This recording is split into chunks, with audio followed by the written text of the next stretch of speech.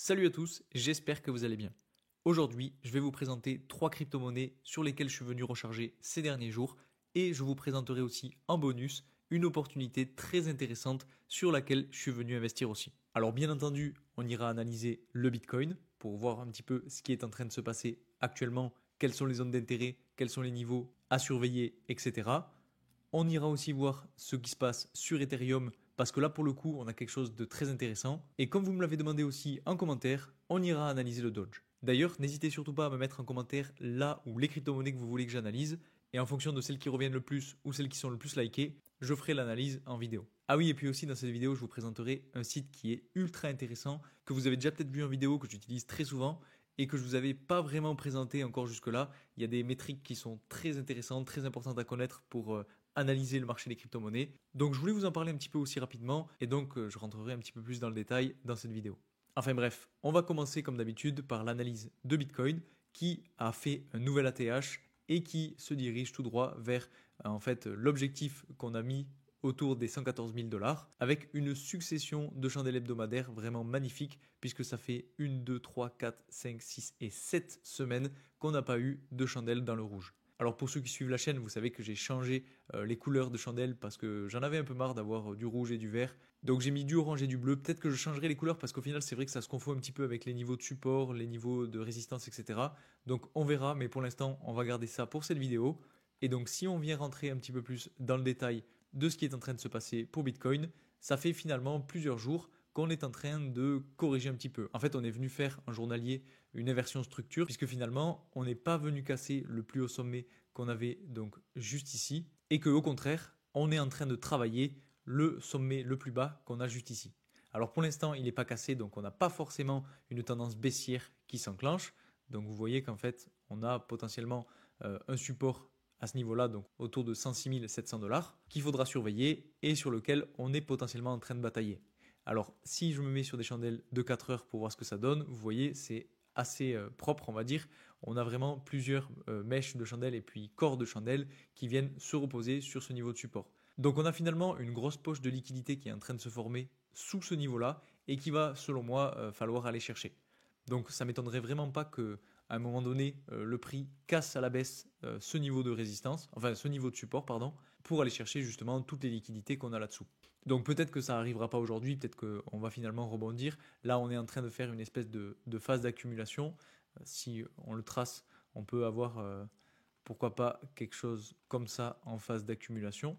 Et c'est un petit peu aussi pour ça que je vous partage plus trop de trades parce que finalement, vous voyez que je vous en avais partagé pas mal lors des semaines précédentes parce qu'en fait, on avait beaucoup d'opportunités, on avait du mouvement haussier justement sur Bitcoin, il y avait de la volatilité, etc. Et là, pour le coup, il n'y a pas vraiment d'opportunité. Honnêtement, je vois pas vraiment de setup intéressant. On est en train de latéraliser finalement. Et donc, à part ce setup-là, que honnêtement, moi, je n'avais pas pris, mais qui était potentiellement intéressant, eh bien, on n'a rien d'autre. Alors, comme je vous l'ai dit, je ne suis pas rentré dans le trade parce que ça a été très très vite, en l'espace de quelques minutes, il me semble. On est allé chercher la poche. Alors, vous voyez, si on se met même peut-être en 3 minutes, vous voyez, ça a été très très rapide. On est allé chercher la poche juste ici avec cette mèche-là. Et ensuite, on a ravalé toute la correction pour rebondir. Donc ça a été très rapide. Honnêtement, moi je suis pas rentré en position parce que j'avais pas toutes mes confluences. Donc c'est pour ça que je voulais pas partager non plus sur Telegram. Et depuis ce jour-là, en fait, on n'a pas vraiment d'opportunité flagrante. Donc personnellement, je pense qu'on risque de venir chasser les liquidités qu'on a juste en dessous de ce niveau-là pour finalement faire cette espèce de concept d'accumulation, manipulation et distribution. Parce que là, on est très clairement dans cette phase d'accumulation avec une borne basse à ce niveau-là et une borne haute à ce niveau-là. Donc finalement, on pourrait venir chercher la liquidité juste en dessous de ce niveau.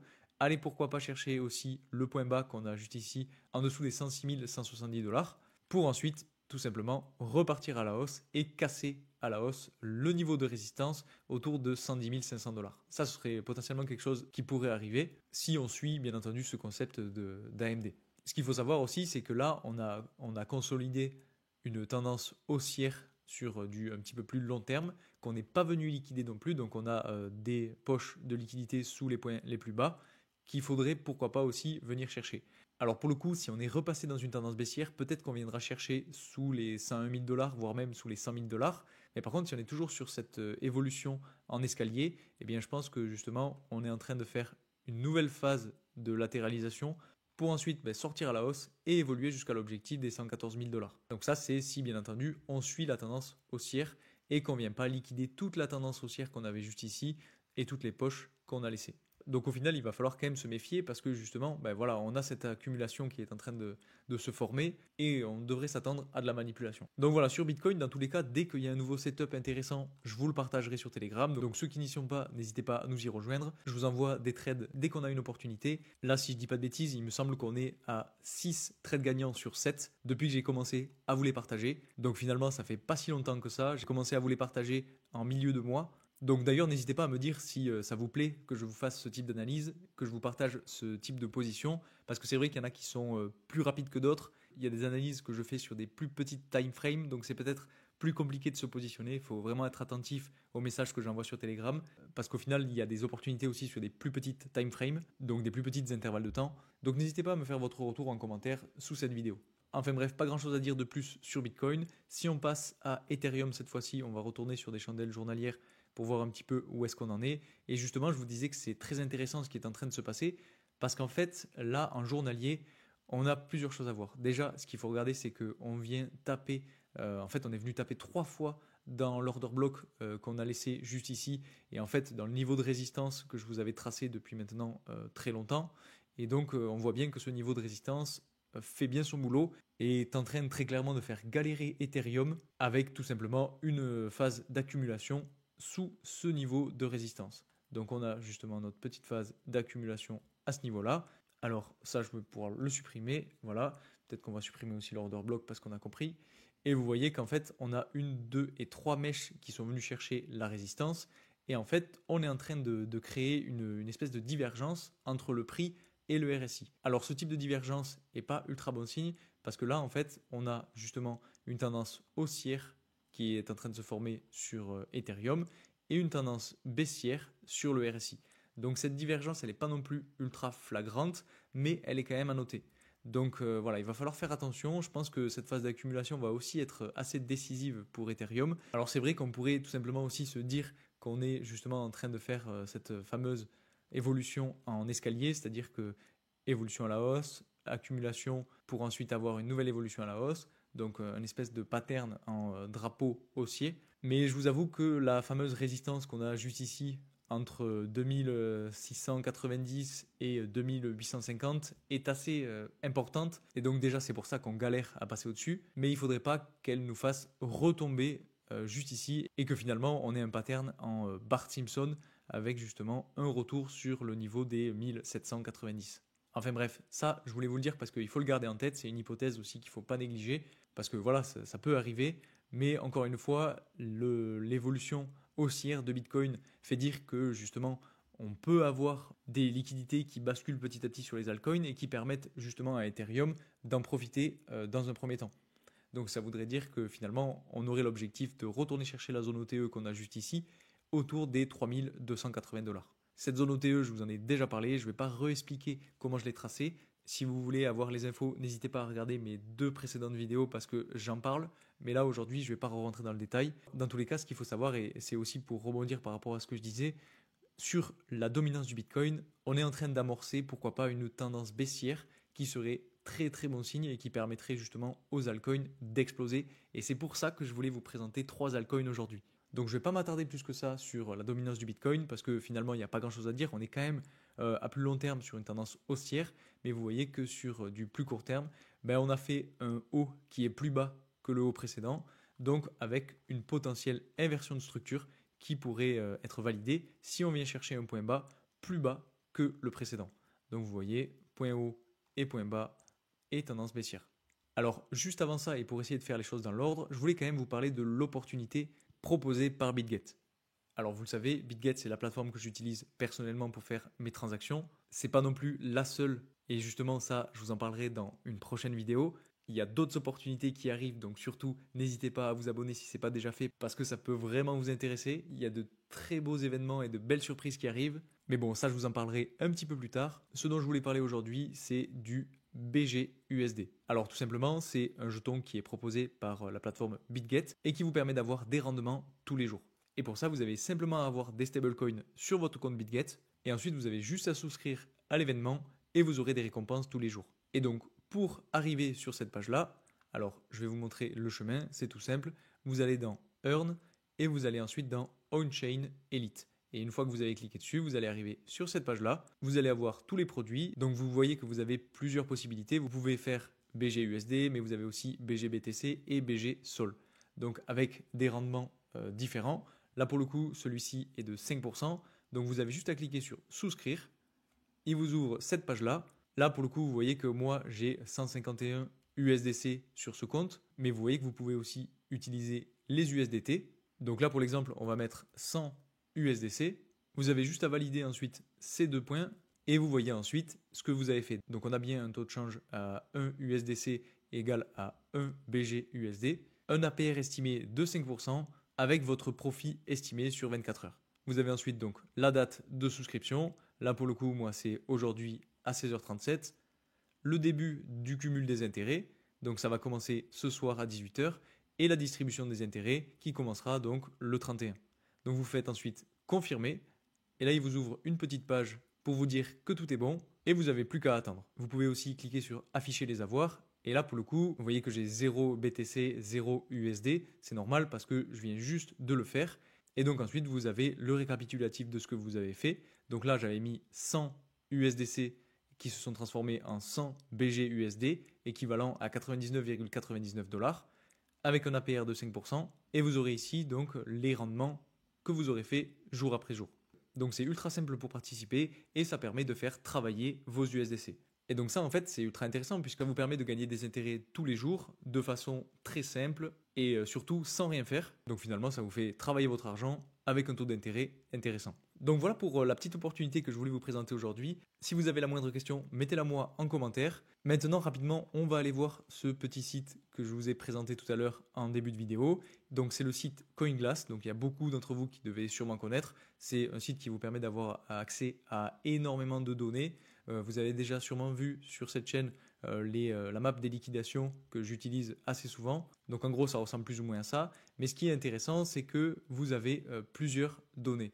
Donc là pour le coup je vous laisserai aller fouiller un petit peu. Donc si vous descendez vous voyez que vous avez plein d'options. Et donc je voulais rapidement vous présenter deux petits graphiques aujourd'hui.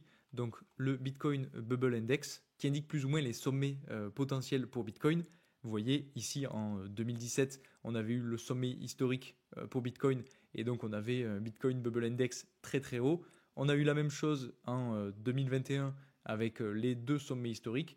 Et là, actuellement, vous voyez que l'index est vraiment très très bas. Donc on peut s'attendre finalement à avoir une évolution à la hausse de cet index qui serait corrélée finalement à une évolution à la hausse aussi du prix du Bitcoin et qui voudrait dire tout simplement que le bull run vient tout juste de commencer et qu'on pourrait avoir une phase parabolique qui devrait arriver dans les prochaines semaines, voire les prochains mois. On a aussi le Crypto Fear and Greed Index, donc ça vous connaissez. Là on est quand même dans le greed, donc c'est plutôt, j'ai pas envie de dire mauvais signe, mais on est quand même assez haut. Donc il faudrait quand même se méfier dans les prochains jours pour pourquoi pas justement avoir peut-être une petite phase de correction ou de manipulation. Enfin bref, c'est pas le sujet. Vous avez aussi le P-Cycle Top Indicator, donc ça je vous en ai déjà parlé, je vous l'ai déjà présenté. Donc je vais pas rentrer dans le détail, vous connaissez. Et le dernier que je voulais vous présenter, c'est le Crypto Bitcoin Bull Run Index. Donc en gros, ça montre un petit peu là aussi les potentiels sommets historiques de marché pour Bitcoin avec une courbe verte qui justement indiquerait les sommets historiques. Et vous voyez qu'en fait à chaque fois qu'on a des pics sur cette courbe verte, eh bien on a un sommet historique.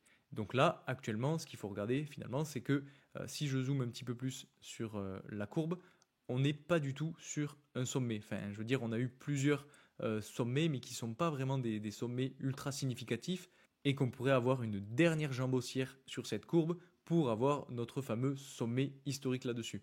Donc là aussi, ça concorde tout simplement avec le fait que justement, on pourrait avoir cette fameuse dernière évolution parabolique qu'on n'a pas encore connue pour ce cycle haussier. Donc voilà, il y a tout un tas de données, de métriques qui permettent d'analyser le marché et c'est pour ça que je voulais quand même vous le présenter parce que c'est vrai que j'utilise souvent ce site-là et je voulais un petit peu vous détailler les choses aujourd'hui. Et maintenant qu'on a vu ça, je vais vous présenter donc les 3 crypto-monnaies sur lesquelles je recharge en ce moment, sur lesquelles je suis venu recharger justement ces derniers jours. Et donc la première, c'est ANKR. Alors pourquoi je suis venu recharger? Tout simplement parce qu'en fait, quand on dézoome sur le graphique, alors je vais me mettre en hebdomadaire pour vous le montrer, mais en gros quand on regarde un petit peu les choses, on voit qu'on est sur un niveau de support très intéressant qui a fait rebondir le prix à plusieurs reprises. Donc vous voyez, on a cette espèce de phase latérale qui s'est formée entre le point bas autour de 0,015 dollars et un point haut autour de 0,055 dollars, ce qui pourrait tout simplement annoncer une évolution à la hausse future de la crypto-monnaie ANKR pour aller chercher justement ce niveau de résistance. Donc ce serait déjà un premier niveau. Et en fait, je vous dis ça parce que tout simplement, on a Bitcoin qui explose, on a une dominance de Bitcoin qui est potentiellement repartie sur une tendance baissière, ce qui veut dire qu'en fait, c'est les altcoins qui vont en profiter très prochainement. Donc si les altcoins en profitent et récupèrent petit à petit la liquidité, eh bien on va avoir une très très belle alt season et c'est pour ça qu'il faut se positionner sur des altcoins de qualité avec du potentiel et avec des setups intéressants. Donc là, pour le coup, je vous en parle parce qu'en fait, ça fait plusieurs fois qu'on voit que le niveau de support marche bien. On a un prix qui réagit à ce niveau de support et on a un objectif clair qui est sur ce point-là. Donc si on essaye d'imaginer la future hausse, donc depuis ce point-là jusqu'à ce niveau-là, on a une évolution potentielle de plus de 217%, ce qui est déjà vraiment bien. Et ça reste, encore une fois, un premier objectif parce que si on a un bull run magnifique qui arrive et donc une phase parabolique qui suit, on pourrait tout simplement aller chercher encore plus haut. On a le prochain objectif autour de 0,1 dollar et on a ensuite bien évidemment l'ATH autour de 0,21 dollars. Donc pour le coup, on n'est pas encore là. On a quand même plusieurs targets. Donc la première juste ici, la deuxième à ce niveau-là avec un plus 505%. Et honnêtement, quand on sera arrivé sur ce niveau-là, personnellement, je prendrai des profits. J'en prendrai déjà à ce niveau-là, mais j'en prendrai aussi à ce niveau-là. Parce que déjà, si on évolue et qu'on fait plus 500%, ça sera déjà bien. Donc je reste quand même assez optimiste pour cette crypto-monnaie-là. Après, bien entendu, il faudra faire attention aussi parce que si on vient casser à la baisse le niveau de support et qu'on retourne chercher des plus bas, là pour le coup, ça peut être mauvais signe. Donc pour être clair, si on passe en dessous des 0,005 dollars, là ça peut être assez compliqué. Mais si on vient juste chercher un petit peu plus bas, c'est pas très grave parce qu'en fait, on sera tout simplement sur une phase de manipulation pour ensuite repartir à la hausse et complètement exploser. Surtout, justement, comme je vous l'ai dit tout à l'heure, si on a des altcoins qui commencent à péter dans tous les sens, je pense que ANKR risque d'être une des crypto-monnaies qui pourrait profiter justement de cet élan haussier.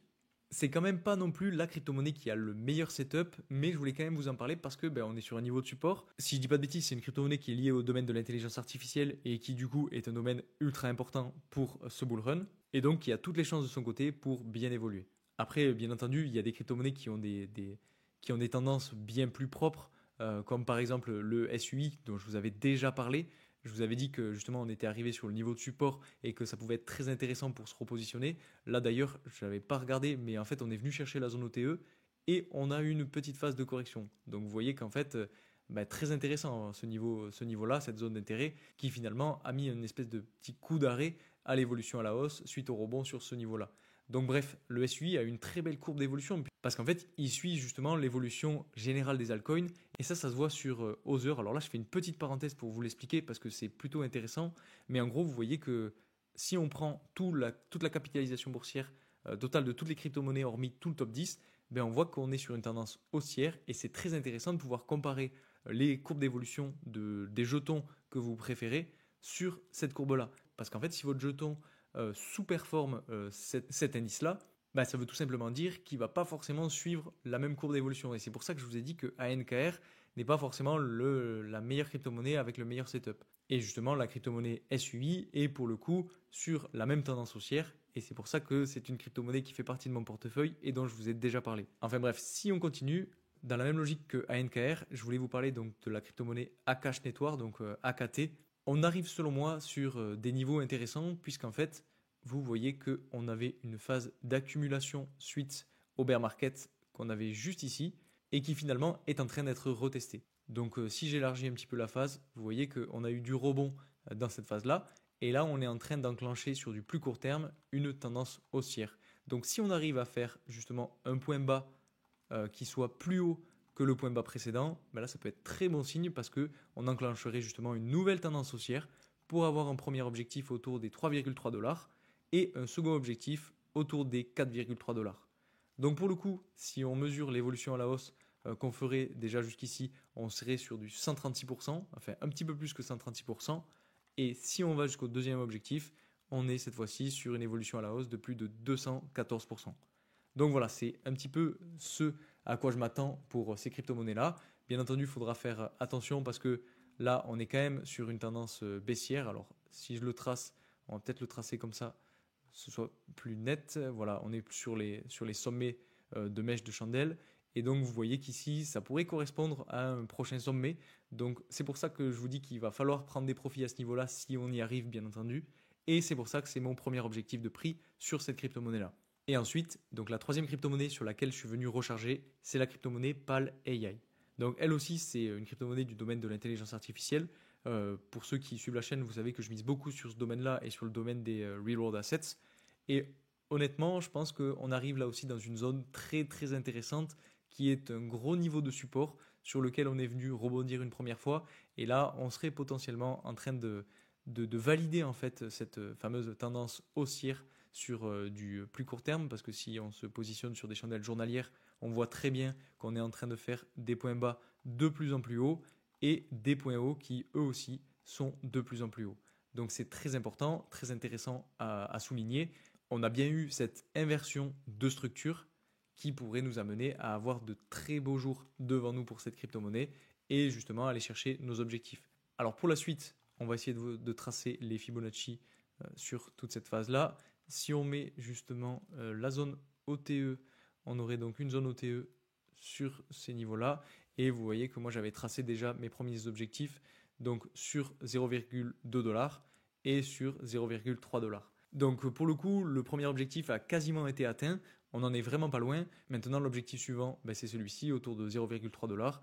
Et on va dire, pas l'objectif final, mais la zone d'intérêt qui va falloir surveiller, c'est cette zone-là, entre 0,32 dollars et 0,4 dollars. Là, pour le coup, si on monte jusqu'ici, on aura fait une évolution de un petit peu plus de 163%. Donc c'est pareil, ce sera très très important de pouvoir prendre des profits à ce niveau-là si on y arrive encore une fois, parce que c'est une zone d'intérêt qui généralement peut faire corriger le prix dans une certaine mesure. Donc il faudra analyser les choses à ce moment-là, quand on sera sur ces niveaux-là, parce que si on a une dynamique haussière autour de tous les altcoins, bien entendu, je pense que cette crypto-monnaie par l'AI suivra le mouvement et donc pourra justement exploser une nouvelle fois à la hausse et pourquoi pas aller chercher le sommet qu'on a là, etc. Mais par contre, si on est plus sur une dynamique un petit peu plus lente, un petit peu plus hésitante, etc., là, il faudra savoir prendre des profits à ce niveau-là et sortir du marché proprement. Donc ça, là aussi, bien entendu, je vous tiendrai au courant, que ce soit sur Telegram ou sur YouTube. Donc n'hésitez pas à vous abonner si ce n'est pas déjà fait. Il y a d'autres crypto-monnaies aussi sur lesquelles je suis venu recharger parce que, vous savez, je vous ai déjà partagé une partie de mon portefeuille.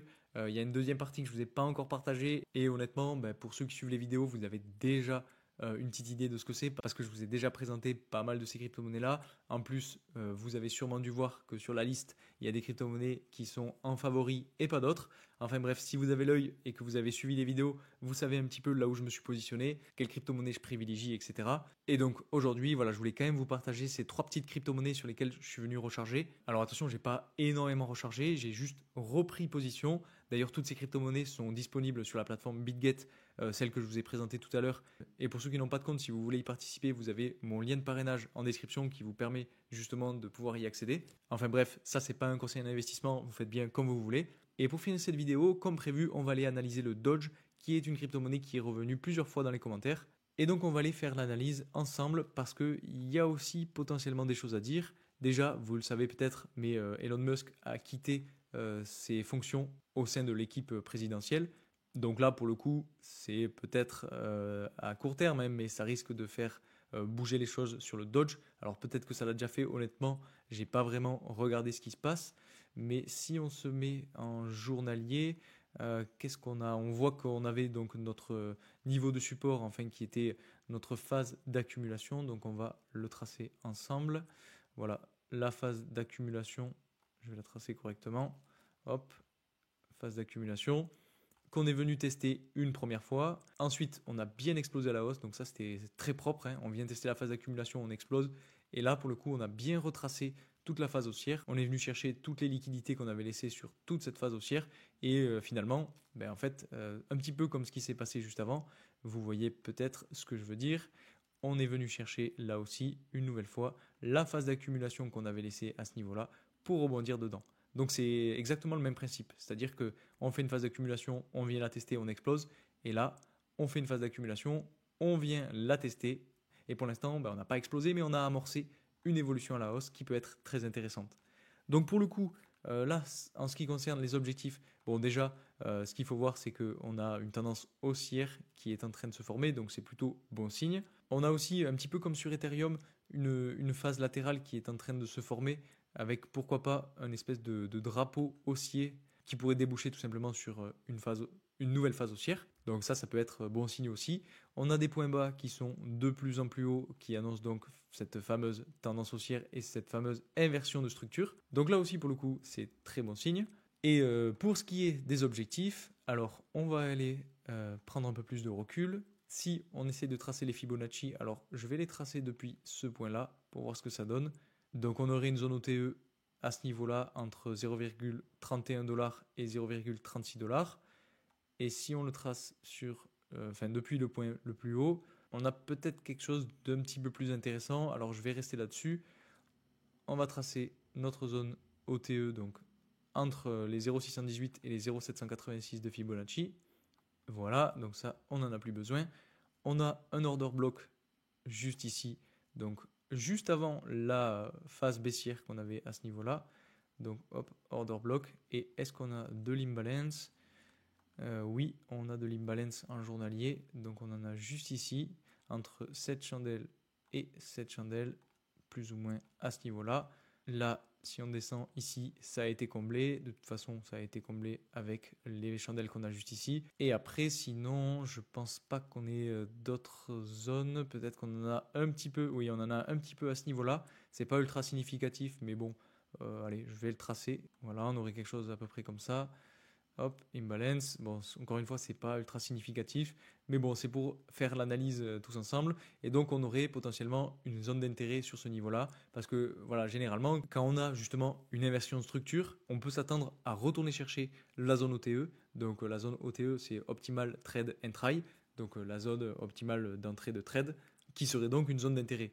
En plus de ça, on a la confluence avec l'order block qu'on a juste ici. Donc, c'est du journalier, donc c'est pour ça que les zones sont assez étendu, mais ça donne un petit peu une idée de là où le prix pourrait s'arrêter et pourrait avoir des difficultés à passer. Donc peut-être qu'on pourrait estimer avoir un premier palier à ce niveau-là, parce que là aussi on a un order block en journalier, donc on aurait une potentielle target sur les 0,33$, ce qui nous ferait déjà une évolution à la hausse pas trop mal, puisque on prendrait 50%. Et ensuite, le prochain objectif, ce serait pourquoi pas l'order block suivant, avec la confluence de la zone OTE.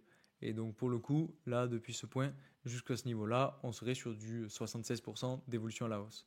Donc c'est pas non plus exceptionnel, mais ça peut être intéressant de se positionner pour profiter de cette évolution. Maintenant, moi, personnellement, je n'investis pas vraiment dans les meme coins, même si celui-ci est quand même un petit peu plus, on va dire, intéressant que les autres et peut-être moins volatile que les autres. Mais bon, c'est pas vraiment ma stratégie. J'en ai un petit peu, honnêtement, je vais pas vous le cacher. J'en ai un petit peu dans un de mes portefeuilles, mais c'est pas la crypto-monnaie sur laquelle je mise le plus. Et par contre, après, si on a de l'élan haussier sur tous les altcoins, là, on pourrait tout simplement exploser la zone OTE et faire le même type d'évolution que ce qu'on a connu à ce niveau-là. C'est-à-dire évoluer petit à petit en phase haussière et ensuite exploser réellement en phase parabolique. Et justement, si on essaye de le tracer, on va dire depuis la fin d'accumulation jusqu'au plus haut sommet, on aurait quelque chose comme ça. Et là, justement, si on se met sur la fin de l'accumulation, alors je vais l'étendre un petit peu parce qu'on n'aura peut-être pas une explosion à la hausse tout de suite, mais voilà, si on a ce type d'évolution, c'est-à-dire que ici on avait la fin de la phase d'accumulation, on évolue petit à petit sur une tendance haussière, et ensuite on enclenche la phase exponentielle. Et donc là, si on a ce type d'évolution, on vient transpercer la zone OTE et on va chercher des nouveaux sommets historiques. Donc ça, c'est une supposition, c'est que de la spéculation, honnêtement. Je vais le garder pour voir ce que ça donne, mais attention, parce que ce qui s'est passé dans le passé ne reflète pas forcément ce qui va se passer à l'avenir. Donc c'est pour ça que je vous dis qu'il va falloir surveiller le prix quand on arrivera sur ces zones-là, pour voir comment est la tendance. Est-ce qu'on est sur une tendance plutôt haussière sur la majorité des altcoins, ou est-ce que justement on a un petit peu plus de mal et il faudra adapter la stratégie en fonction. Donc voilà mon analyse là-dessus. Encore une fois, n'hésitez pas à me dire en commentaire les crypto-monnaies que vous voulez que j'analyse. Et si je vois avec le nombre de likes que cette vidéo vous a plu, je continuerai ce type d'analyse. Donc si ça vous plaît, allez-y, lâchez-vous sur le bouton like de cette vidéo. N'hésitez pas à vous abonner si vous voulez suivre mon travail. Je vous remercie encore pour tout votre soutien et je vous dis à très vite pour une nouvelle vidéo. Salut!